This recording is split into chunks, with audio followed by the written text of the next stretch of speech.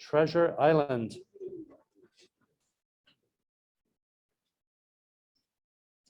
Okay, so we did our presentation on military dumping in Treasure Island. Okay, so where is Treasure Island and what is its history? Treasure Island is a man-made island, and on the other hand, Yerba Buena Island, which is connected to it, is a natural island. The Treasure Island was originally created in 1936 and was used for the 1939 World's Fair. However, the Treasure Island, afterwards, it was supposed to be used as a Pan Am airline, like big airport, but it got canceled due to Navy occupation.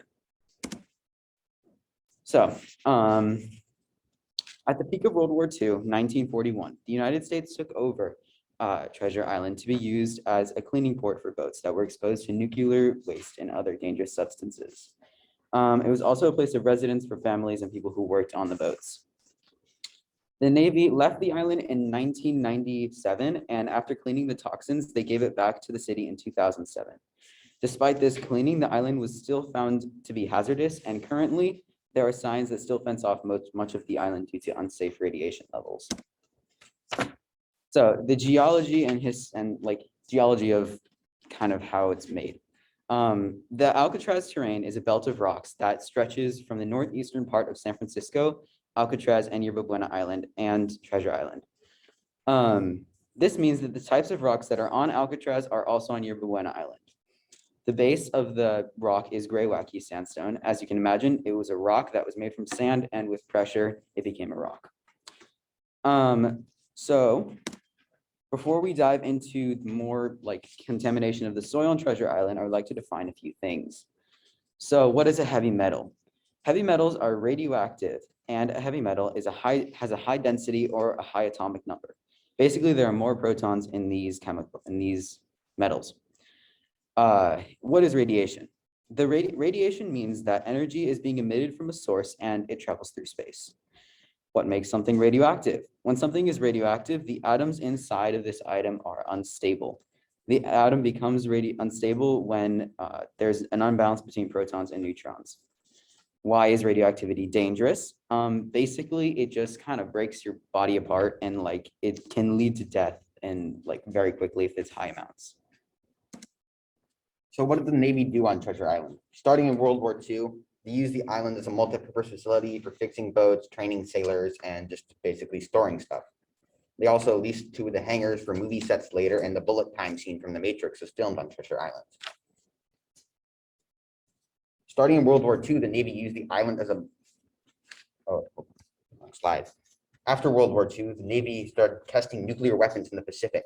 The boats that observed the explosions from far away got contaminated with nuclear waste and needed to be cleaned off before being used again. These boats were sent to Treasure Island to be cleaned, which sent radioactive particles into the island's soil. Sometimes the Navy would also build big boats on land to give new cleaners practice, but they put actual radioactive substances on these practice boats. When the boats were hosed down, dangerous chemicals entered the soil and groundwater. After decades of making the island toxic, the Navy finally left Treasure Island in 1997. The Navy worked with Tetra Tech Company to clean the island of radiation. After nearly 10 years, Tetra Tech said all of the island was suitable for living on, and the city government started to plan housing units on Treasure Island. However, Tetra Tech was lying about the radiation, as there was still a lot of waste on Treasure Island, and the city's development plans got stalled as they figured out what to do. City and Navy advised people not to grow plants, dig, walk outside, or let children play in the dirt due to the radiation.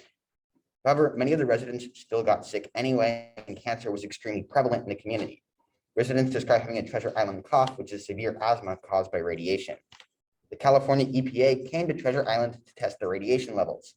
In many parts of the island, they found potentially deadly amounts of radiation, in some places over 1 million times the safe amount. After the EPA survey and several lawsuits, the Navy was forced to clean up Treasure Island for real, and most of Treasure Island is now deemed to be safe. However, some parts of the island are still inaccessible because of radiation, and the soil on Treasure Island is still radioactive. At first glance, it seems safe because the soil is underground, but heavy rain or a large earthquake could bring toxic soil to the surface. Illnesses on Treasure Island are still affecting everyone living there. You can get chromosome mutation, asthma, or radiation sickness, or even cancer from living near radioactive waste. The current plan for the city is to have 24,000 people and 8,000 residential buildings on the island by 2030. However, the north side of the island is not suitable for living because there's still uncovered pits where the Navy dumped radioactive materials that have never been properly cleaned up. So we learned there needs to be more supervision over radioactivity, because if someone was watching the Navy when they were originally cleaning up the waste, they wouldn't have to go back after people got sick to clean it up again. Treasure Island also has an important legacy that is not discussed much. San Francisco officials claim that Treasure Island might be the future to the city, but it's a place with radioactive history and geology that may affect the city's plants and the lives of everyone living on Treasure Island. Treasure Island is a unique piece of history that has been overlooked, and it is very important to take into account when people's lives and livelihoods come into play. Thank you.